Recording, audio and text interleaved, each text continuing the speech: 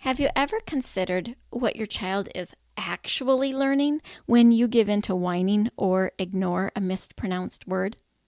Every one of our responses, big or small, teaches our kids something. And it's not always what we intended to teach, and it's not always what we want them to learn. But they learn what is acceptable in their speech, their behavior, and even their thinking by how they judge our responses. In this episode, we'll take a look at what we do that actually approves of the things we don't want to approve of and how we can change it. And also how accepting them while disapproving of behavior can be done at exactly the same time. So your awareness will grow today of both you and your child. So I am so glad you're here.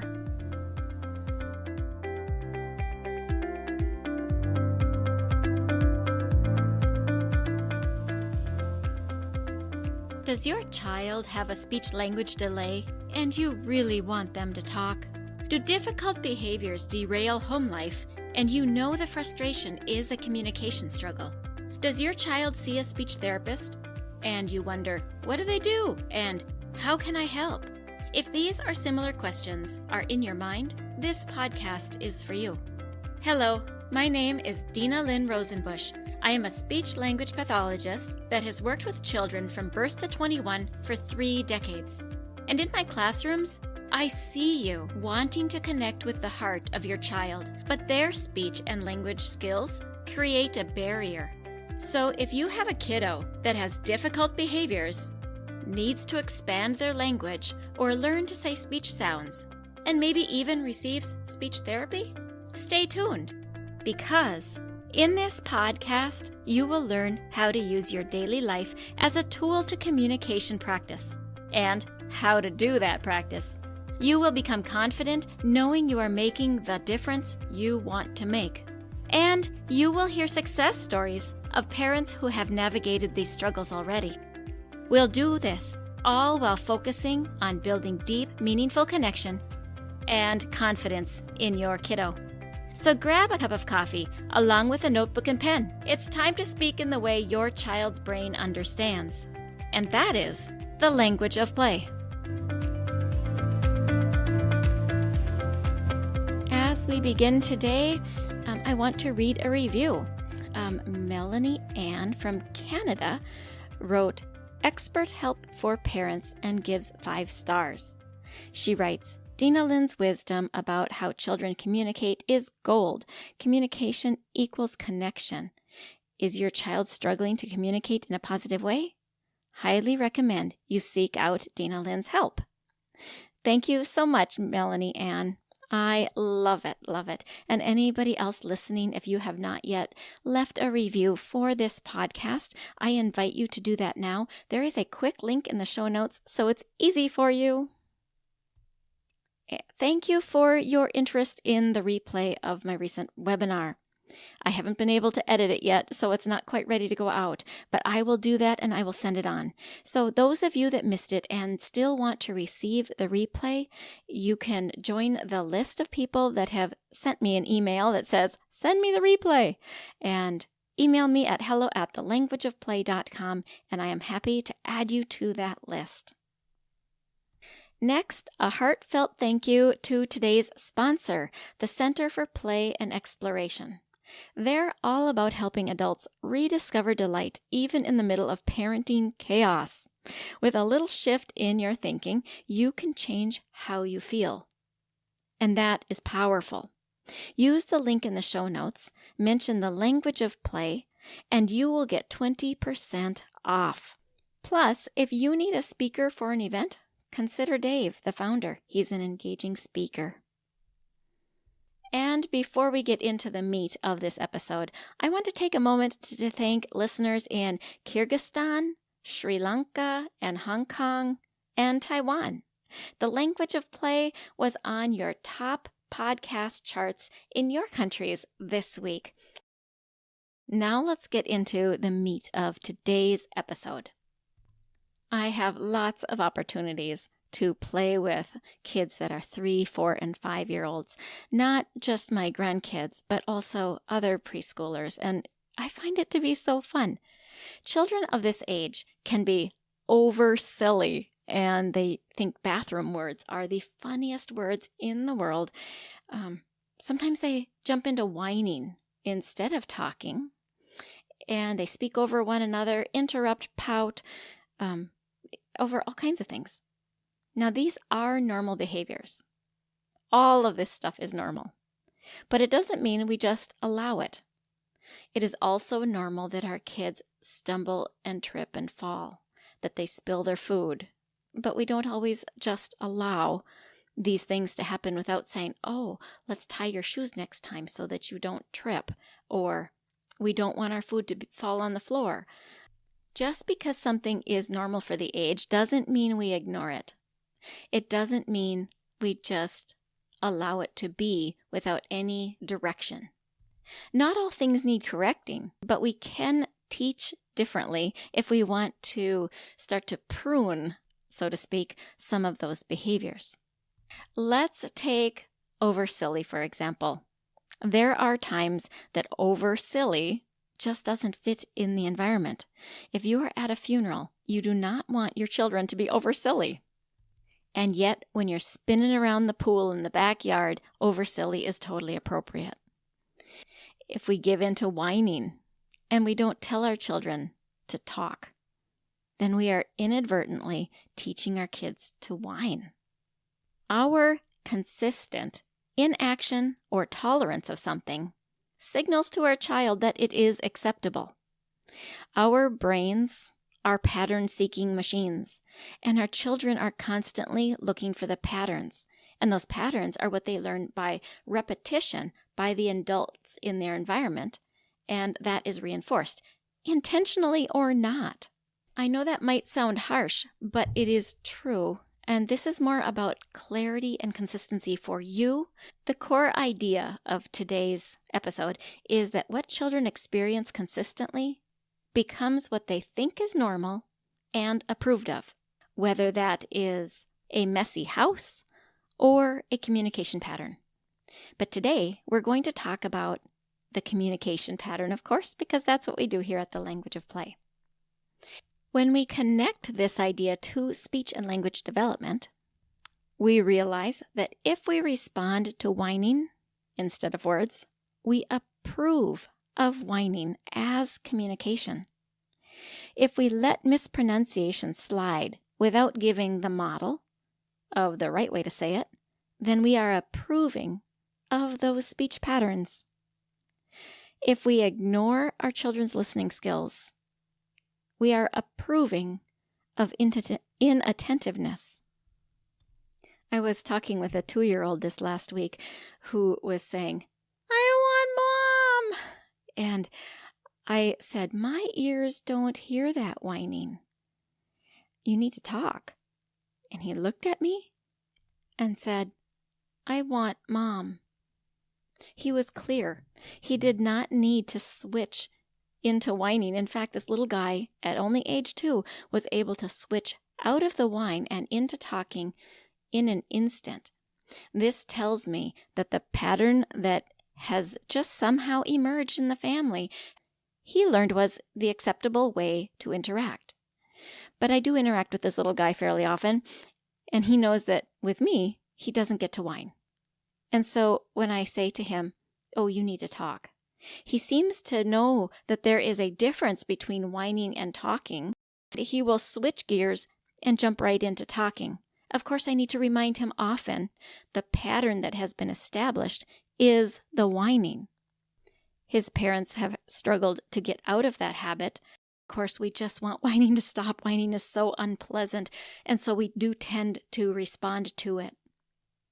But this might be something that you become aware of by listening to this, that whining is one way of communicating, and if your child whines instead of talking, this is something you have probably regularly responded to, which teaches our kids that that's the way you want to be talked to.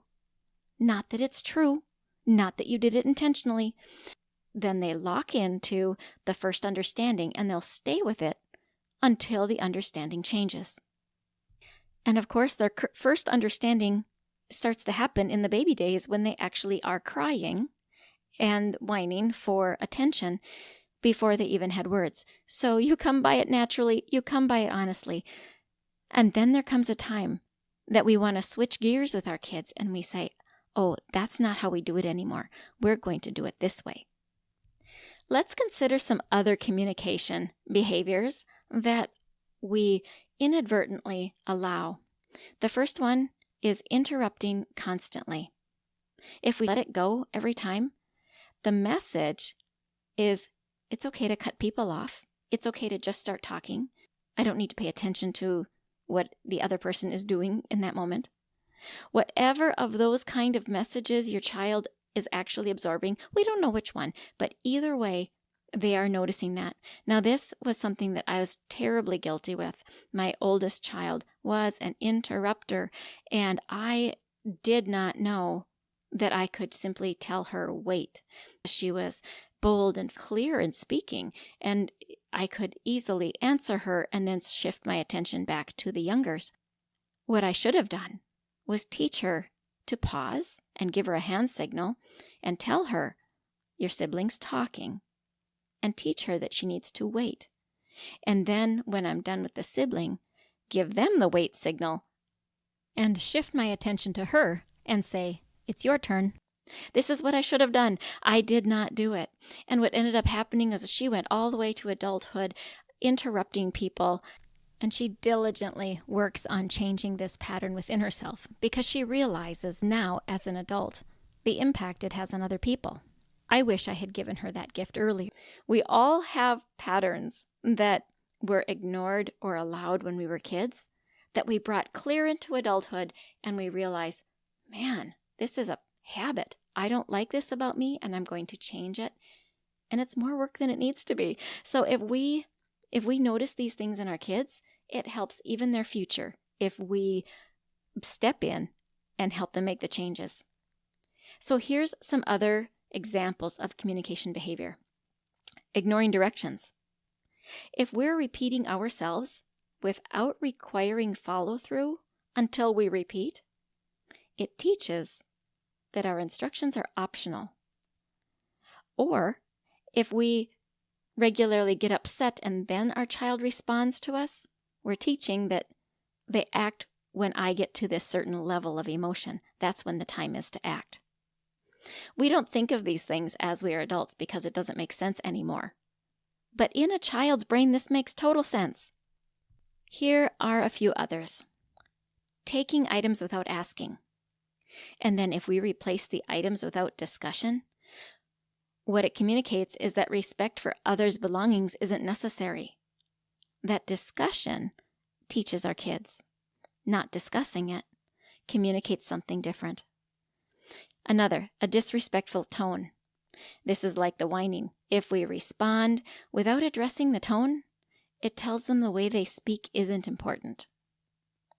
Another one might be name-calling or sarcasm towards siblings. Laughing it off reinforces the idea that unkindness is acceptable. Withdrawing completely in conflict. That's another one. If we always let them cool down but don't follow up, it might teach that shutting down is a healthy way to handle problems. And if we allow incorrect sounds or grammar, our kids develop those habits and they learn that the way they speak isn't important, or their clarity is good enough, or maybe they just stay unaware. Now, the first thing that happens when I teach parents this is that they have this acceptance versus approval conundrum to solve. So quickly, let's solve that. When we use the word acceptance, we're going to separate these out. So acceptance of your child is I love you, you're safe with me, you are valued. I accept you as you are, mistakes and all, warts and all, I accept you. Yes.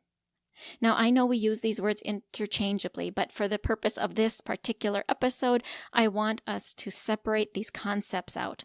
So for now, we're going to say approval is agreeing with. endorsing what they're saying or doing. For an example, I love you and I know you're upset. I don't approve of you yelling at me, and we're going to work on a better way to talk about your frustration. So you are accepting your child. You're letting them know that you don't approve of a part of how they're interacting, and you're providing support to move on. I want to emphasize that by separating the child from their actions keeps your connection strong while you're guiding that behavior change. This is how we accept the child at the same time as we're not approving of the behavior. It isn't that we don't allow it at all, because a lot of these behaviors are just experiences as the children learn, and some of them are habits they've developed. So it's not like we're going to put the kibosh on the behaviors that we don't like in an instant. We can't just flip a switch and have our child stop being who they've always been. The truth is that we guide them towards the better way, and our consistent guidance towards that better way will help them make different understandings in their mind. And as they grow in their different understandings, their behavior will follow.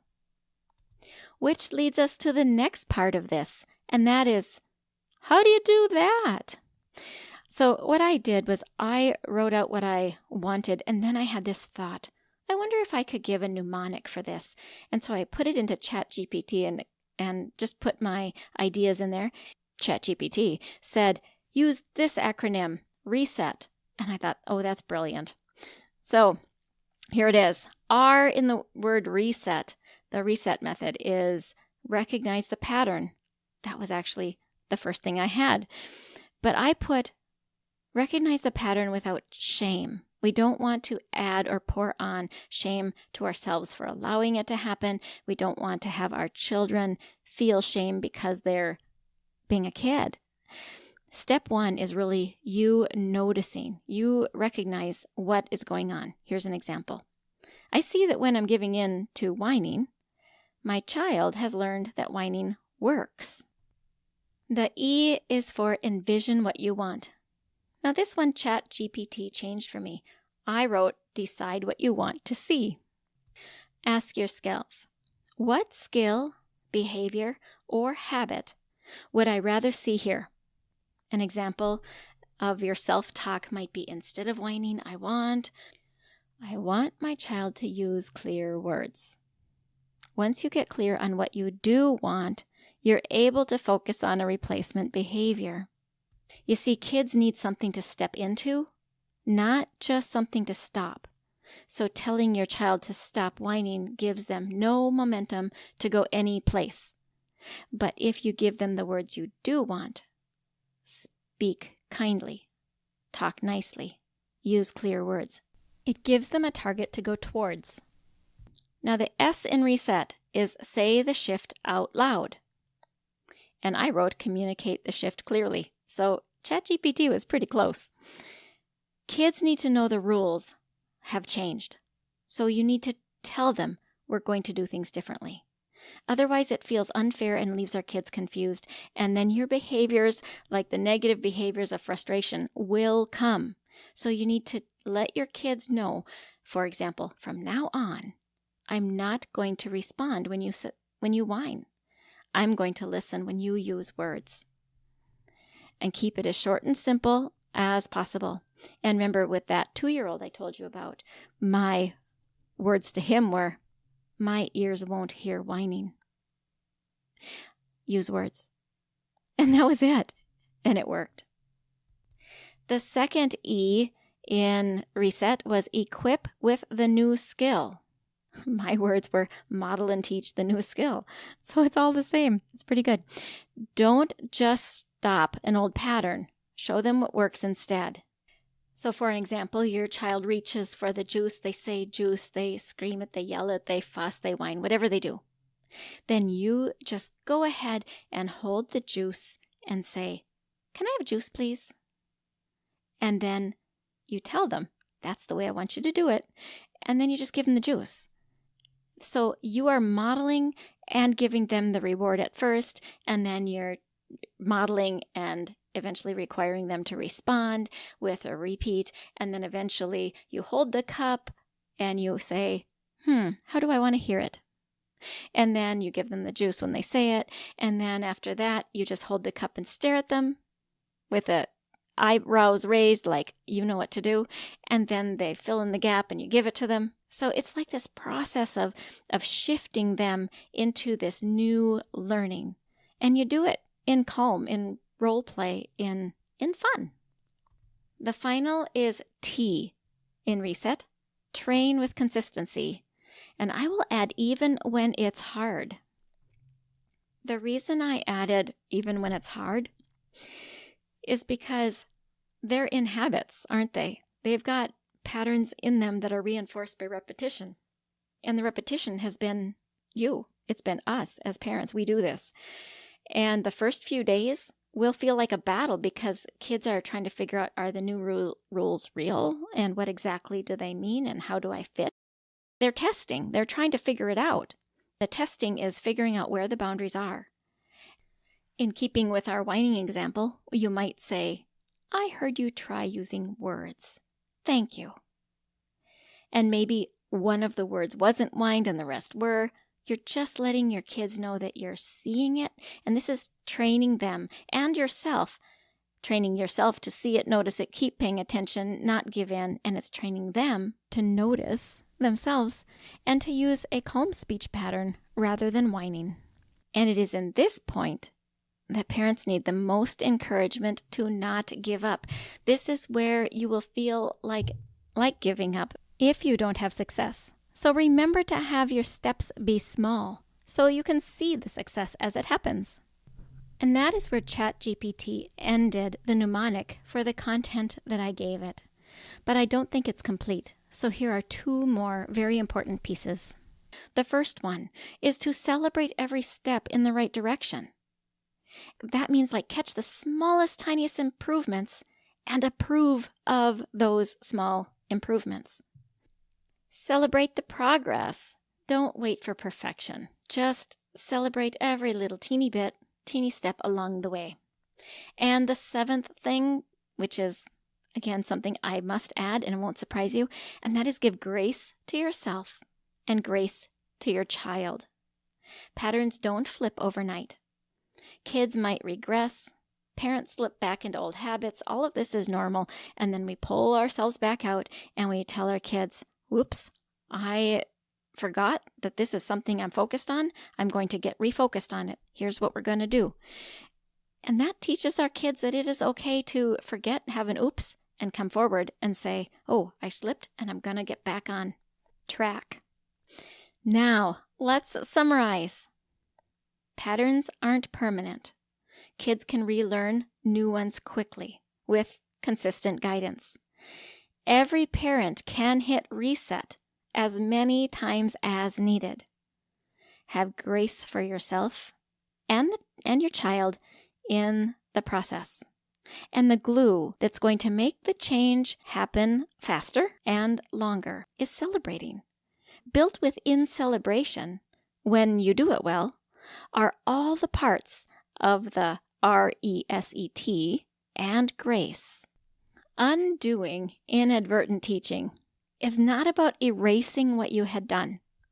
It's teaching our kids to be flexible, to learn new things, to go with the flow, to mature into better ways.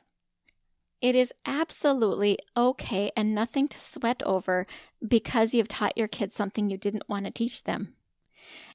So absolutely have grace and consider it an opportunity to see the growth that has been happening in both you and your kids. So thank you so much for joining me today for the Language of Play. Thank you again to my sponsor, the Center for Play and Exploration. Hey parents, I hope you found this episode helpful. If so, would you please take 30 seconds and share it with a friend who also lives or works with children? I would really appreciate it if you would leave a quick review for the show on Apple Podcasts. I read every review and it lights me up to know that this show is making a difference. Then come join my Facebook community, where you'll meet other parents who are dedicated to helping their children grow too. You'll find the link in the show notes. Thank you for joining me. Now it's time to go.